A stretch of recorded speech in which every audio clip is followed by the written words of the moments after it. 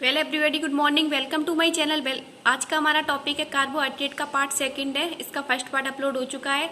अगर आप लोगों ने देखा नहीं है तो मेरे चैनल पर जाकर इसको चेक करें।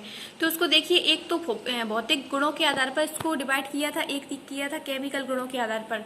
तो भौतिक गुणों के आधार पर आप लोगों को बता चुके हैं शुगर और नॉन शुगर में। और आप देखिए केमिकल प्रॉपर्टी के आधार पर इन्हें 3 भागों में डिवाइड किया गया है। कितने भागों में? 3 भागों में डिवाइड किया गया है। सबसे पहला है मोनोसैकेराइड। मोनोसैकेराइड, दूसरा है ओलिगोसैकेराइड और तीसरा देखिए, तीसरा है पॉलीसैकेराइड। तो देखिए सबसे पहली हेडिंग है मोनोसैकेराइड। ये इसका बहुत पूछते हैं कि इसे किस तरीके से आइडेंटिफाइड किया जाता है, इसका वर्गीकरण पूछते हैं पेपर में। तो देखिए मोनोसैकेराइड क्या होती है। देखिए मोनोसैकेराइड क्या होती है, बेकार्बोहाइड्रेट, मतलब बेकार्बोहाइड्रेट जिनका जो हाइड्रोलिसिस है, यानी जल अपघटन नहीं होता है, वो कहलाती है मोनोसैकेराइड। क्या कहलाती है? मोनोसैकेराइड। जैसे आप ग्लूकोज ले लो, ग्लूकोज का सूत्र होता है C6H12O6। अगर जब हम इसका जल अपघटन कराएं तो इसका जो जल अपघटन होता है वो नहीं होता है। ग्लूकोज का कभी भी जल अपघटन नहीं होता है। तो ये मोनोसैकेराइड कहलाती है। अब देखिए ओलिगोसैकेराइड क्या होता है।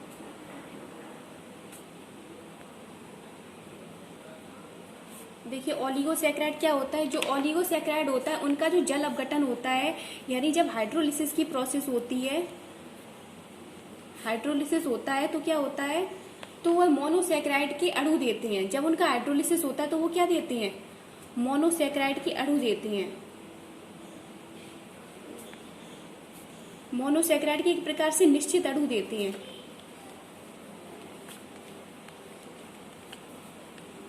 देखिए इन्हें 3 भागों में डिवाइड किया गया है। 3 भागों में देखो डिवाइड किया गया है। डाइसैकेराइड और दूसरा है ट्राइसैकेराइड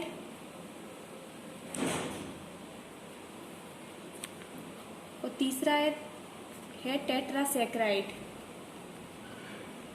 तो देखिए सबसे पहला देखिए डाइसैकेराइड क्या होता है और ट्राइसैकेराइड क्या होता है और टेट्रासैकेराइड क्या होता है। तो देखिए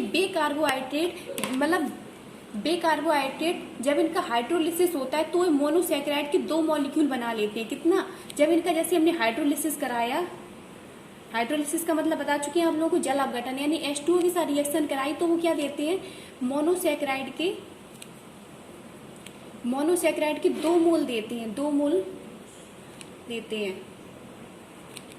कितने? 2 मोल देते हैं। और देखिए ट्राइसैकेराइड का हुआ, देखो ट्राइसैकेराइड बेकार्बोहाइड्रेट होते हैं कि जब इनका हाइड्रोलिसिस कराते हैं, जब इनका जल अपघटन कराया जाता है तो ये क्या करते हैं? मोनोसैकेराइड के 3 अणु देते हैं।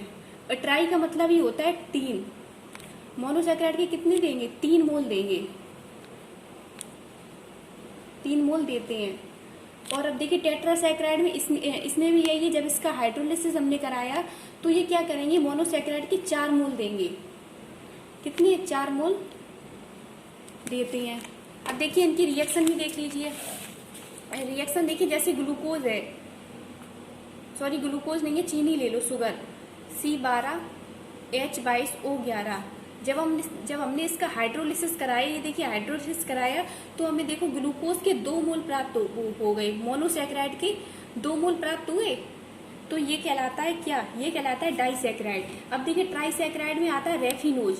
हम जानते हैं रेफिनोज का सूत्र होता है C18H32O16। जब हमने इसका हाइड्रोलिसिस कराया तो हमें देखिए कितने 3 मोल प्राप्त हो गए ग्लूकोज के या मोनोसैकेराइड के। तो ये चीज होती है ट्राइसैकेराइड। ये होता है रेफिनोज।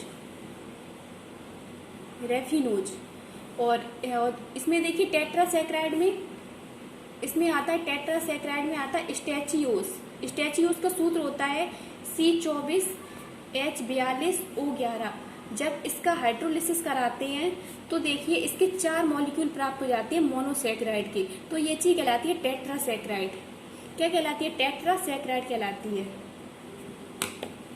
तो देखिए आगे एक और रह गया है, तो ये खत्म हो गया। अब देखिए एक लास्ट रह गया है पॉलीसैकेराइड। आगे आप लोगों को बता चुके हैं मोनोसैकेराइड होता है, मोनोसेक्राइड, ओलिगोसेक्राइड और पॉलीसेक्राइड। मोनोसेक्राइड के अंतर्गत ये है बस इतना, और ओलिगोसेक्राइड के अंतर्गत डाइसेक्राइड, ट्राइसेक्राइड, टेट्रासेक्राइड।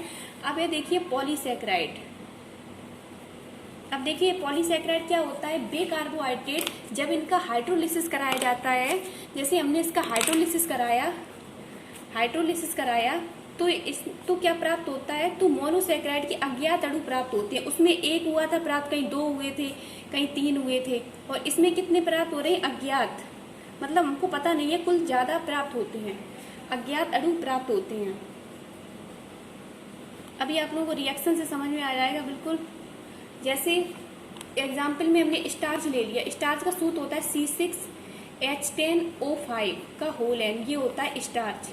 जब हमने इसका हाइड्रोलिसिस कराया, N लगा देते हैं क्योंकि अज्ञात अणु है, तो यहाँ से हमें अज्ञात अणु प्राप्त हो जाते हैं, किसके, मोनोसेक्राइड के। तो ये चीज क्या होती है, तो ये चीज होती है पॉलीसेक्राइड। तो दोबारा से देख लीजिए, मोनोसेक्राइड इन्हें 3 भागों में बांटा गया, मोनोसेक्राइड, ओलिगोसेक्राइड, पॉलीसेक्राइड। मोनोसेक्राइड जिसका हाइड्रोलिसिस नहीं होता है, ओलिगोसेक्राइड हाइड्रोलिसिस होता है, और मोनोसेक्राइड के 3 निश्चित अणु मिलते हैं, डाइसेक्राइड, ट्राइसेक्राइड और टेट्रासेक्राइड। देख लीजिए मोनोसेक्राइड के 2 मॉलिक्यूल देता है, ये 3 देता है, ये 4 देता है। रिएक्शन देख लीजिए, जब देखिए शुगर ने रिएक्शन की हाइड्रोलिसिस कराया, इसमें 2 मोल प्राप्त हो गए, और रेफिनोज की जब हाइड्रोलिसिस कराया तो उसके 3 मोल प्राप्त हुए, और जब स्टैचियोस का हाइड्रोलिसिस कराया तो 4 मोल प्राप्त हुए। पॉलीसेक्राइड क्या होता है, हाइड्रोलिसिस कराया जाता है तो मोनोसेक्राइड के अज्ञात अणु प्राप्त हो जाते हैं, तो ये पॉलीसेक्राइड कहलाते हैं। आज के लिए इतना ही, फिर कल आएंगे न्यू टॉपिक के साथ। तब तक के लिए गुड बाय। अगर आप लोगों को वीडियो अच्छी लगी तो उसे लाइक करें, शेयर करें, सब्सक्राइब करें। Thank you.